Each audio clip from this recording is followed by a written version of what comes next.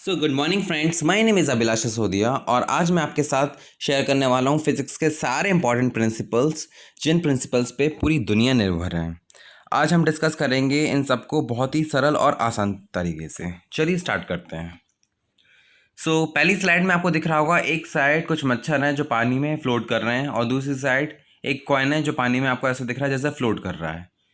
तो आपने हमेशा ये जाना है कि पानी में चीज़ें डूब जाती हैं, सिर्फ प्लास्टिक और आपका ये लकड़ी की चीज़ों को छोड़ के। बट ये कैसे पॉसिबल है कि ये जो चीज़ें हैं, ये मेटल का कॉइन है, ये कैसे फ्लोट कर रहा है?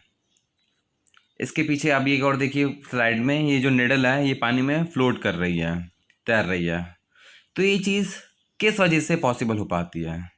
तो इसके पीछे का रीज़न है सरफेस टेंशन की वजह से। अब सरफेस टेंशन क्या होता है, हम ये जानने की कोशिश करते हैं। Surface tension is the tendency of liquid surface to shrink into the minimum surface area possible. Surface tension allows insect, usually denser than water, to float and slide on a water surface. यानी कि आपको एक चीज़ मैं बता दूं, surface tension क्या होता है, कोई भी लिक्विड हो, पानी हो या ऑयल हो या किसी भी तरह का लिक्विड हो, उसके अंदर उसके वाटर मॉलिक्यूल्स होते हैं छोटे छोटे, जो एक दूसरे से बहुत अच्छे से कनेक्टेड रहते हैं। मान लीजिए आपने एक गिलास पानी भरा तो उसमें 1 लाख से ऊपर वाटर मॉलिक्यूल्स, 1 लाख तो मैंने कम बोल दिया, एक दूसरे से कनेक्टेड होंगे, ठीक है, जुड़े होंगे। जब ऐसे में कोई लेस डेंसर यानी कम वजनी चीज़ को आप बहुत ही, इतना कम वज़न होना चाहिए जितना पानी का जो मीडियम है उसके मीडियम से भी कम डेंसर होना चाहिए। तो उस मीडियम की कोई चीज़ आप पानी पे, उसके ऊपर की सतह पे बहुत हल्के हाथ से रखते हो तो वो आपको ऐसा लगेगा जैसे स्लाइड हो गई है। जैसे ये निडल है, इसको बहुत ही आराम से रखा होगा तभी स्लाइड हो रहा है। अगर अपन इसको एकदम ज़ोर से पटक देंगे तो वो नीचे डूब जाएगी। तो क्या होता है, जो निडल है ना, ये ऊपर की जो लेयर दिख रही है ना आपको, ये 4 डॉट्स दिख रहे हैं, ये इसके ऊपर रखी हुई है, यानी कि वाटर मॉलिक्यूल्स हैं उसके ऊपर बहुत आराम से रख दी गई है, इस वजह से वो स्लाइड होती हुई दिख रही है। आपको एक एग्जांपल और देता हूँ। जब भी आपने मान लो तालाब में पत्थर फेंका होगा तो उसमें से आवाज़ आती है। क्यों आती है? क्योंकि हम एकदम से पत्थर फेंका और सारे मॉलिक्यूल्स, जब पानी को हमने डिस्टर्ब नहीं किया है तो वो एक दूसरे से कनेक्टेड हैं, बहुत अच्छे से जुड़े हुए हैं, चिपके हुए हैं। और एकदम से पत्थर फेंकने से सारे मॉलिक्यूल्स इधर उधर भागने लगते हैं, तो वो पानी में डिस्टर्बेंस आ जाता है और जो मॉलिक्यूल्स का इधर उधर होना है वो एक आवाज़ के रूप में निकलता है। तो ये था वाटर मॉलिक्यूल्स जो एक दूसरे से बहुत कनेक्टेड रहते हैं, यही एक सरफेस टेंशन बन जाती है जिसकी वजह से कोई भी चीज़ स्लाइड करने लगती है। चलिए अब हम नेक्स्ट कॉन्सेप्ट पे चलते हैं। ये आपको आई थिंक समझ आ गया होगा। जो ये सरफेस टेंशन का जो कॉन्सेप्ट था ये पोकल्स ने दिया था। इसका फॉर्मूला होता है y=f/l। y यानी सरफेस टेंशन, f यानी कि किस फोर्स से वो चीज़ उस पर रखी हुई है। फोर्स ज़्यादा नहीं होना चाहिए, पानी के मीडियम के बराबर होना चाहिए, और लेंथ उसकी लंबाई कितनी है। बियॉन्ड से और अप थ्रस्ट फोर्स, ये क्या है पहले हम देखते हैं। When an object is immersed in a liquid, it experiences an upward force as buoyant force. This phenomenon of experiencing an upward force is known as buoyancy. कुछ समझ नहीं आया होगा, आई एम श्योर। चलो समझते क्या है। आपने देखा होगा जब भी हम, पानी है, एक बाल्टी है, उसके अंदर एक प्लास्टिक का बॉल अंदर डालने की कोशिश करते हैं तो आपने देखा होगा कि वो थोड़ा ऊपर उठती है। जैसे हमने अंदर डाला और हाथ हटाया तो वो थोड़ा सा ऊपर उठती है। जैसे कि कोई नाव है, एकदम से जब जाती है, नदी में जाती है, तो थोड़ा सा आपको ऐसा फील होता है जैसे ऊपर उठी है हवा में। ऐसा क्यों होता है? जो एक फोर्स है जो आपको ऐसा फील होता है कि ऊपर की ओर उठा रहा है, उसी को ही अप थ्रस्ट फोर्स बोला जाता है, या बियॉन्ड से, कुछ भी बोल लीजिए, ठीक है। ये जो फोर्स है इसी का नाम ही बियॉन्ड से फोर्स है।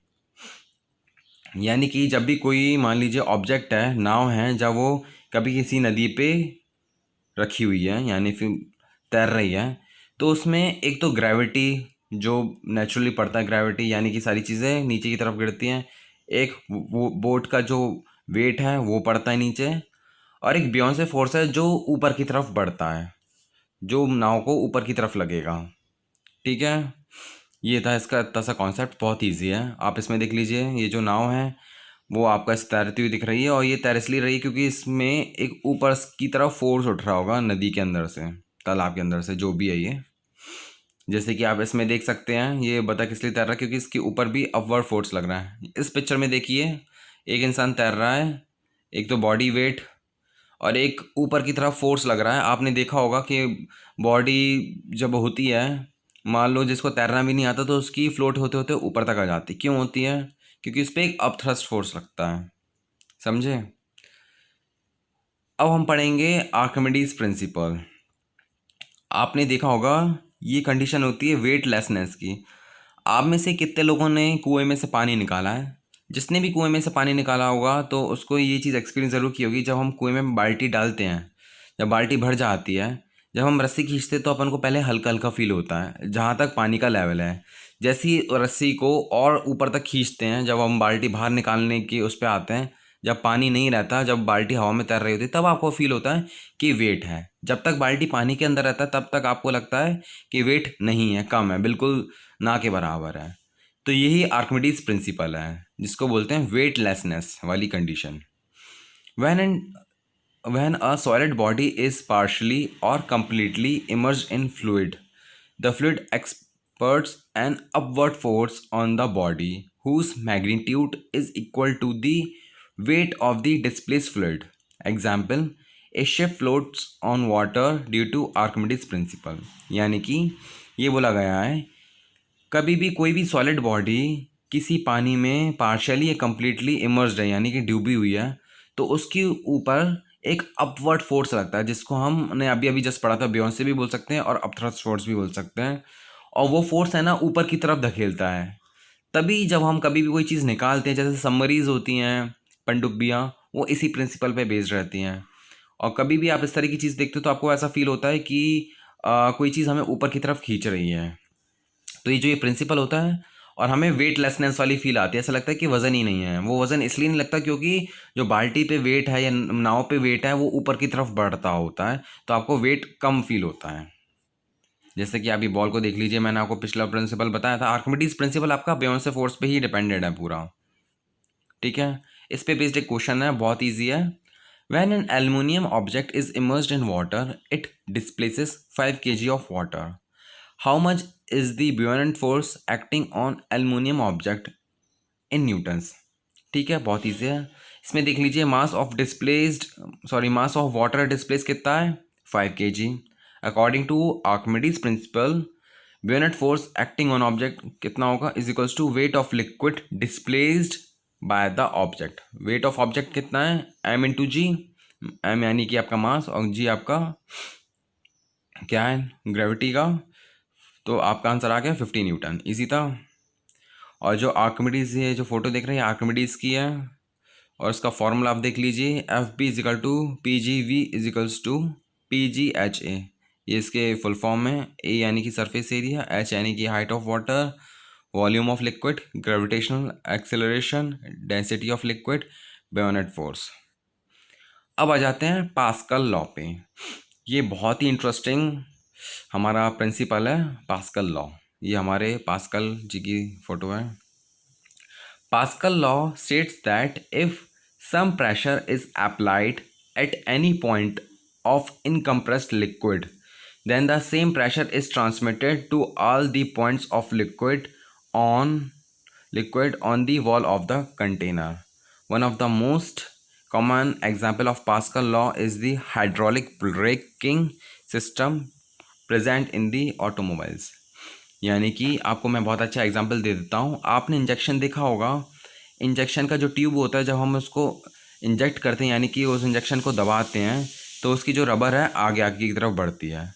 प्रिंसिपल ये बोलता है, जब हम किसी एनक्लोज्ड जगह में कभी किसी लिक्विड पे प्रेशर देते हैं, एनक्लोज यानी कि वो चारों तरफ से कवर्ड है, पैक्ड है, जब उस पैक जगह पे हम कभी एक कोने से प्रेशर देते हैं तो उसकी जो प्रेशर की शक्ति है वो पूरे हिस्से में उसके एंड के कोने पर तक पहुंचती है। जैसे कि आपको ये हाइड्रोलिक ब्रेक्स का सिस्टम समझाता हूँ।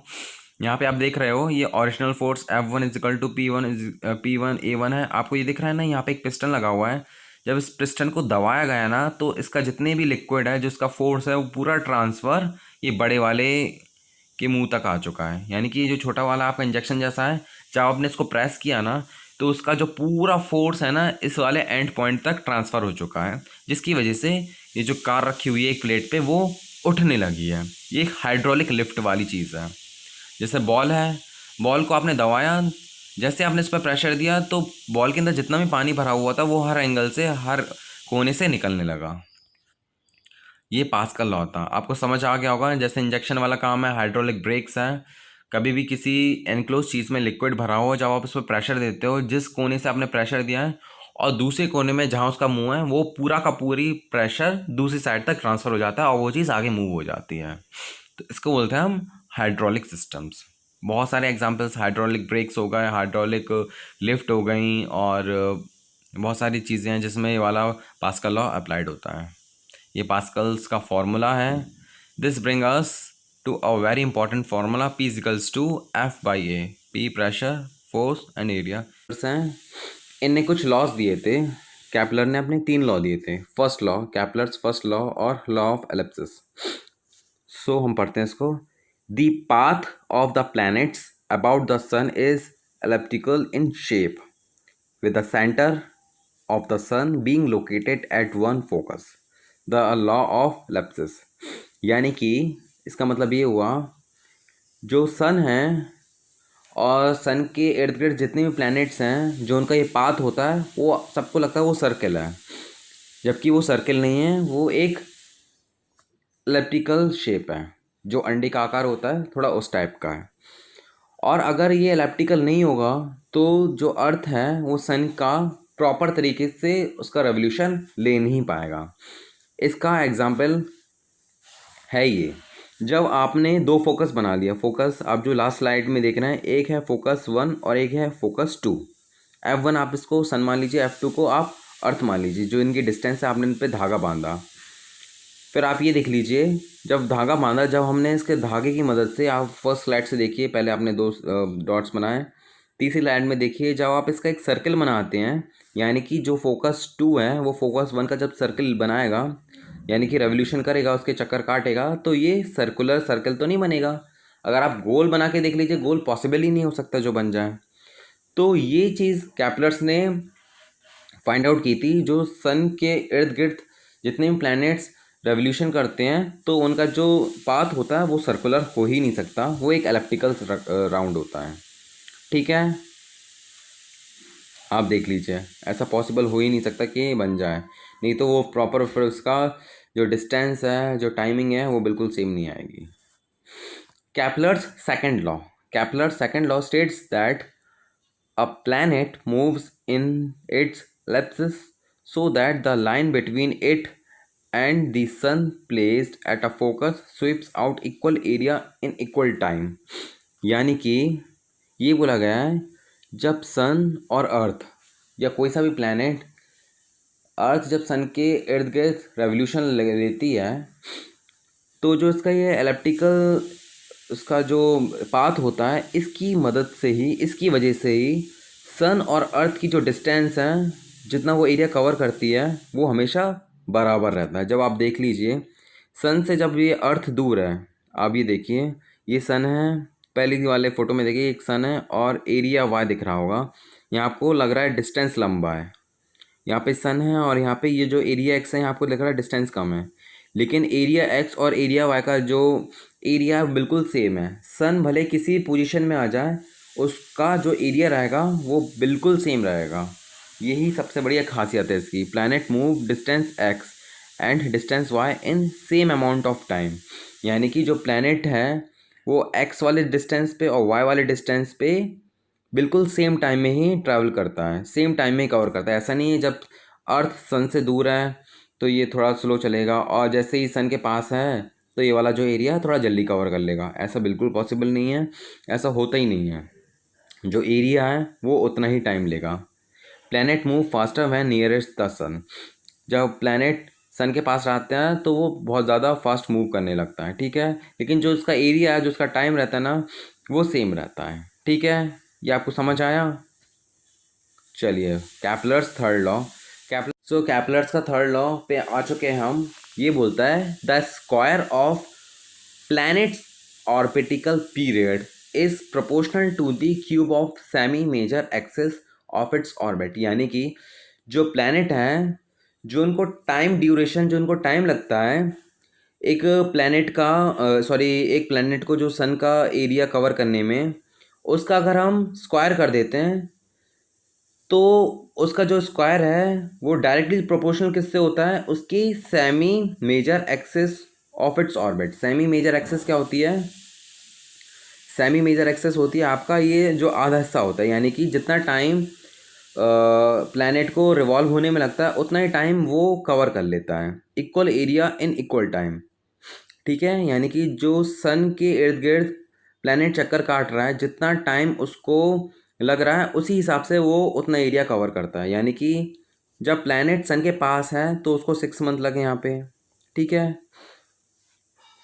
आपको लग रहा है ये एरिया ज़्यादा है।